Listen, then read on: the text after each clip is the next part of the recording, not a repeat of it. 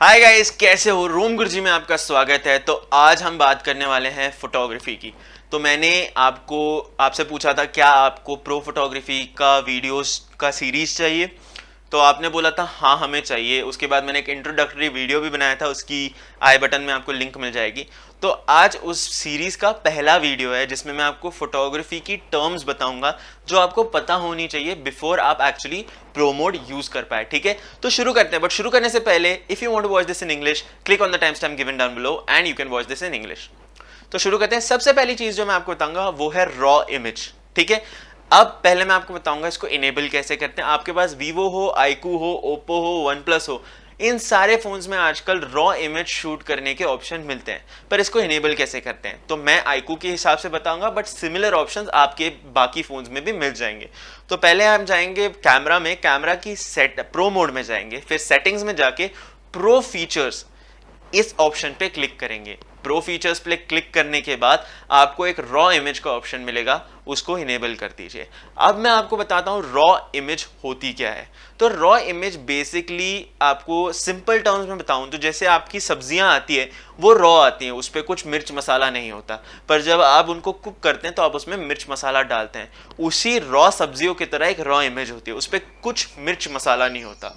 In the case of photography की case में आपका फोन क्या मिर्च मसाला ऐड करता है तो वो उस फोटोग्राफ के, उस सीन के ब्राइटनेस को, कॉन्ट्रास्ट को, सैचुरेशन को, इस सब को चेंज करता है। ऑब्वियसली आपको इन सारी टर्म्स का भी मतलब मैं आगे आगे बताऊंगा। ठीक है, तो होता यह है कि जब आप रॉ इमेज लेते हो, उस रॉ इमेज में जैसी इमेज सेंसर को दिख रही है वैसी वो कैप्चर हो जाती है।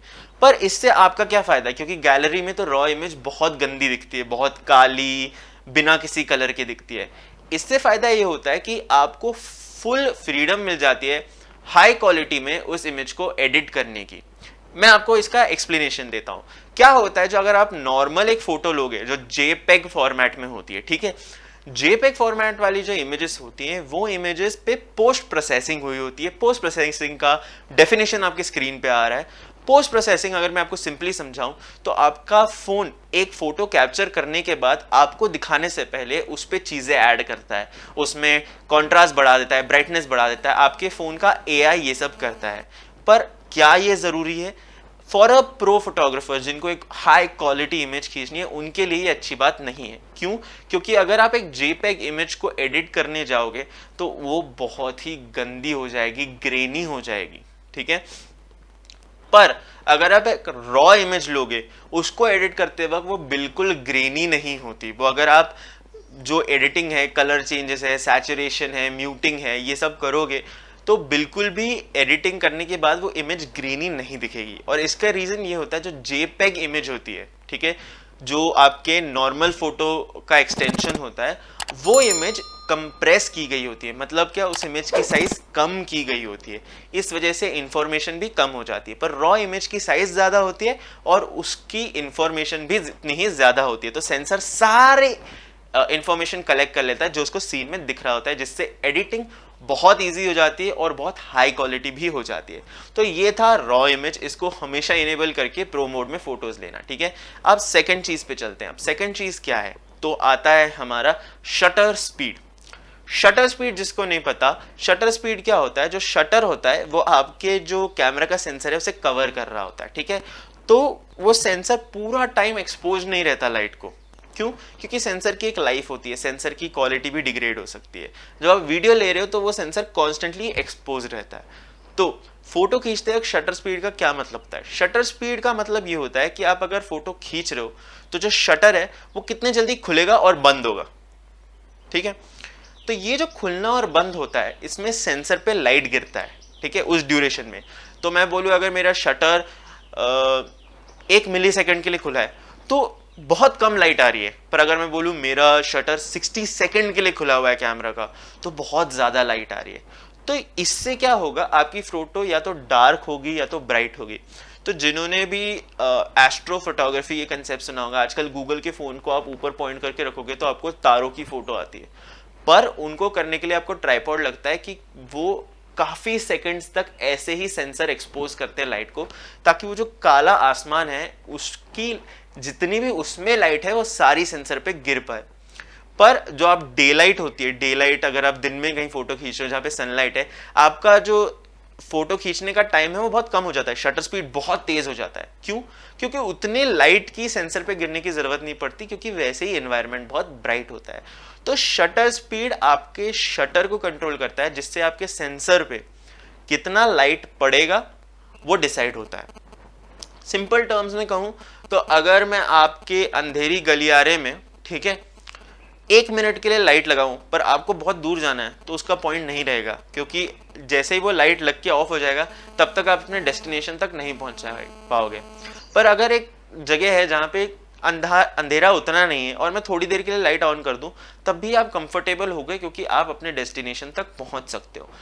तो वो ब्राइटनेस आपकी फोटो में कितनी आएगी ये शटर स्पीड से कंट्रोल होता है। पर शटर स्पीड का एक दूसरा भी काम है। शटर स्पीड क्या करता है, कितने जल्दी इमेज कैप्चर होती है उस पर डिपेंडेंट होता है। तो अगर आप एक फुल ब्राइट जगह पे हो और आपको एक जल्दी से पास होने वाली ट्रेन की फोटो लेनी है, तो आपका शटर स्पीड बहुत तेज होना चाहिए ताकि वो ट्रेन की स्पीड को मैच कर सके, ठीक है। पर अगर आप एक बहुत डार्क एरिया में हो और आपको सेम फोटो लेनी है, तो आपको फ्लैश लगाना पड़ेगा, क्योंकि आपके शटर से इतना लाइट आएगा नहीं कि फोटो ब्राइट हो पाए। तो ये था शटर स्पीड। इसके बाद बात करते हैं ईवी, जिसको बोलते हैं एक्सपोजर, ठीक है। एक्सपोजर, अब एक्सपोजर क्या होता है? एक्सपोजर अगेन ब्राइटनेस का ही कंट्रोल होता है, कितना ब्राइट आपका इमेज होगा। जो फोन में ईवी होता है वो आपके फोटो लेने के बाद थोड़ी ब्राइटनेस ऐड की जाती है, सीन में एक ब्राइटनेस ऐड की जाती है अलग से, ठीक है, जिसको हम एक्सपोजर बोलते हैं। तो ये कितना होना चाहिए ये आपके सीन पे डिपेंडेंट होता है। अगर आपके सीन पे कम लाइट है तो फिर आप ईवी बढ़ा दोगे, प्लस में करोगे।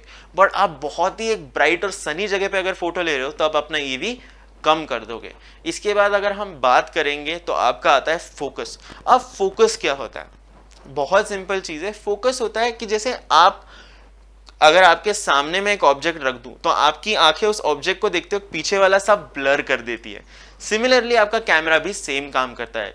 जो फोकस है वो आपकी जो लेंस है वो इस तरह से एडजस्ट होती है कि जो अगर पास वाली चीज है तो सारा फोकस, सारा जो क्लैरिटी है वो आपके पास वाली चीज पे आएगी। पर अगर आप एक दूर की चीज की फोटो लेने वाले हो तो आपके पास की चीजों की क्लैरिटी कम हो जाएगी। तो इसमें फार नियर का ये डिफरेंस होता है। तो अगर नियर उसको मैक्रो बोलते हैं, ठीक है। तो जो मैक्रो डिस्टेंस होता है वहां पे आपके क्लोज ऑब्जेक्ट्स जो होते हैं उस रेंज में जितनी भी चीजें हैं वो क्लियर होगी, बट उसके पीछे वाली चीजें अनक्लियर हो जाएगी या बोके इफेक्ट आ जाएगा, ठीक है। अब iQOO 3 में अगर आप पोर्ट्रेट शॉट लेते हो तो iQOO 3 में एक फीचर है जहां पे आप अपना फोकस चेंज कर सकते हो, ठीक है। अब फोकस में आता है, अगर आप बोके की बात करोगे तो अपर्चर। तो अपर्चर iQOO जैसे फोन्स में सिर्फ पोर्ट्रेट मोड में आप चेंज कर सकते हो, नहीं तो आप सिर्फ फोकस चेंज कर सकते हो। फिर मैं आपको तभी अपर्चर क्या होता है वो बताता हूँ। अपर्चर होता है आपका जो सेंसर है उसका, उसमें की होल होता है, एक पीप होल होता है, ठीक है। तो जो जहां से लाइट एक्सपोज हो रही है, अब इसको अगर मैं बहुत छोटा सा होल कर दूं, ये जो की होल है जहां से आपकी लाइट एक्सपोज हो रही है, आपके सेंसर पे इमेज या लाइट का डेटा आ रहा है, तो वो बोके इफेक्ट क्रिएट ही नहीं कर पाएगा, क्योंकि उतना इंफॉर्मेशन ही नहीं आ रहा है। क्यों? क्योंकि वो की होल की साइज बहुत छोटी है। बट अगर की होल की साइज बढ़ा दी जाए, मतलब अपर्चर साइज में, अपर्चर में जो नोटेशन होता है वो एक्चुअली उल्टा हो जाता है। सो अगर आपको की होल बड़ा करना है, आपको जो साइज है अपर्चर साइज वो बड़ी करनी है, तो आपको 0.95 ऐसे वाले रेंजेस में जाना पड़ेगा जो आपके एडिटिंग कंट्रोल्स है। और आपको अगर छोटी करनी है तो आपको 1.5 ऐसे रेंजेस में जाना पड़ेगा, जिससे अगर आप छोटे अपर्चर साइज पे लोगे, मतलब जहाँ पे अपर्चर साइज बड़ा है बट आपका एक्चुअल की होल ओपनिंग छोटा है, तो वहाँ पे बोके इफेक्ट कम होगा और क्लैरिटी ज़्यादा होगी। और जहाँ पे वो की होल बहुत बड़ा है, जहाँ पे आपके अपर्चर साइज कम है, वहाँ पे आपका बोके इफेक्ट ज़्यादा होगा। इसके बाद हम जाते हैं ISO पे। अब ISO एक बहुत इंपॉर्टेंट चीज है। ISO अगेन ब्राइटनेस से रिलेटेड है। तो ISO क्या करता है? ISO क्या करता है? ISO जो है वो एक सॉफ्टवेयर बेस्ड ब्राइटनेस डालता है आपके शॉट्स में, ठीक है। तो अभी आई थिंक iQOO 3 में 50 मिनिमम ISO जा सकते हो, ठीक है। और उसके आगे आपका ISO बढ़ता जाता है। ISO बहुत ज़्यादा बढ़ सकता है, आपकी कैमरा की लेंस और सेंसर पे डिपेंड करता है वो। तो क्या ISO ज़्यादा रखना चाहिए? देखो, जितना आईएसओ ज्यादा बड़ा होगा उतना ही आपकी क्लैरिटी कम होती जाएगी, पर आपकी ब्राइटनेस बढ़ेगी। तो आपको अगर एक बहुत ब्राइट फोटो दिखाऊं पर वो बिल्कुल ही ग्रेनी ग्रेनी हो तो कुछ फायदा नहीं है। तो आपको क्या करना है, आपको इस तरह से अपने जो पहले मैंने चीजें बताई है उसकी सेटिंग करनी है ताकि आपके आईएसओ कम रह पाए। कभी भी आईएसओ जितना कम रख पाए उतना रखिए, पर इंश्योर कीजिए कि आपकी पिक्चर क्लियर आ रही है, आप देख पा रहे हो पिक्चर में एक्चुअली क्या है। ठीक है, तो उस हिसाब से आपका आईएसओ जितना आप चेंज करोगे उस हिसाब से आपके पिक्चर में ब्राइटनेस चेंज होगी। तो ये जो थे कुछ टर्म थे आपको पता होने चाहिए अगर आप प्रो मोड यूज कर रहे हैं। तो आई होप मैंने आपके जो सारे डाउट्स या सारी डेफिनेशन हैं रिगार्डिंग कैमरा और कैमरा में क्या क्या होता है वो क्लियर कर दी होगी। अब हम चलते हैं इंग्लिश की तरफ, टाइम बड़ा कम है, पर वीडियो अच्छा लगा हो तो सब्सक्राइब बटन जरूर दबाइए, बहुत हेल्प होगी। ठीक है, चलते हैं इंग्लिश की तरफ। Hi guys, Rom Guruji here. How are you doing? So I had told you I will give a pro photography tutorial series, right? Now this tutorial series is going to consist of everything you need to know to actually shoot great images using the pro mode of your phone. It does not matter whether you have iQOO, Oppo, Vivo, OnePlus, right? The basics of photography remain the same. So the first video today is about the terms that we use in photography, right? So these terms are going to help you understand what is the use of each and every feature in your pro mode. Let's first start with the raw image. So first I'll tell you how to enable raw image. Go to your settings, go to pro features and enable raw image. This is for the iQOO's camera menu. If you have other devices, similar settings are available. Now once you've enabled raw image, let me tell you what is a raw image. Raw image is something like those vegetables that we bring from market. They aren't cooked. They have no salt, no pepper, no spices on it. We add those spices. Similarly, your phone also adds spices to the photos that you click. It changes the brightness, it changes the saturation, it changes the colors, it boosts the colors. Now, as a photographer who's a pro or someone who wants a pro quality photograph, you cannot use this. You need a raw image. Why? When you look at the raw image in the gallery, the raw image itself looks very bland, very black, very non-impressive. But it is good for editing. If you edit your normal pictures, they start becoming grainy, they start becoming dirty. But in case of a raw image, the raw image is very clean, very non-grainy even after it's edited, and there is a reason to it. The normal images we clicked are clicked in the format of JPEG, which is a compressed format. The size is compressed to give a clearer picture. Now this JPEG format is way smaller in comparison to the raw format.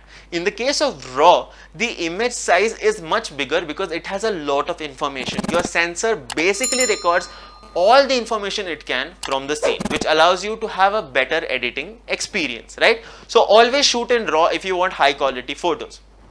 Now we'll go to EV, right? What is EV? EV basically means your exposure levels.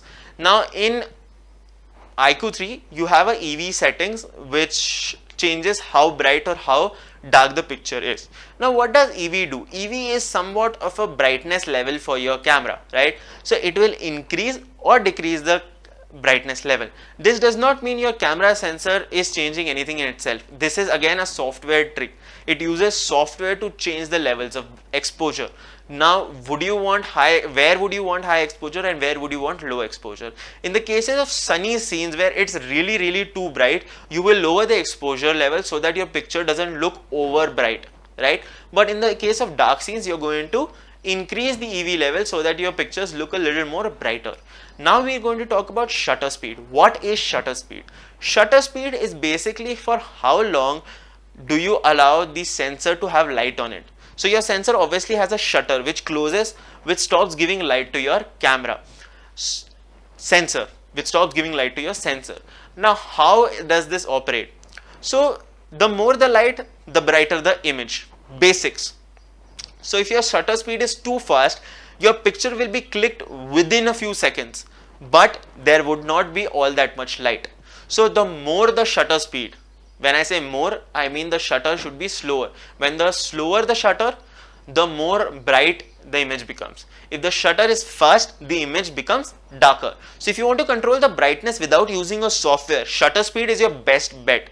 Now there is another reason why shutter speed is given. If you want to take pictures of a fast moving object, you are going to increase the shutter speed so that the shutter is faster.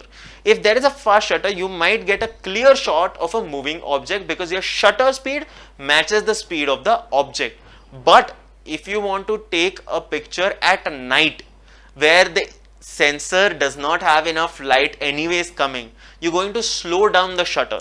This way the image will become brighter because the shutter will get more light.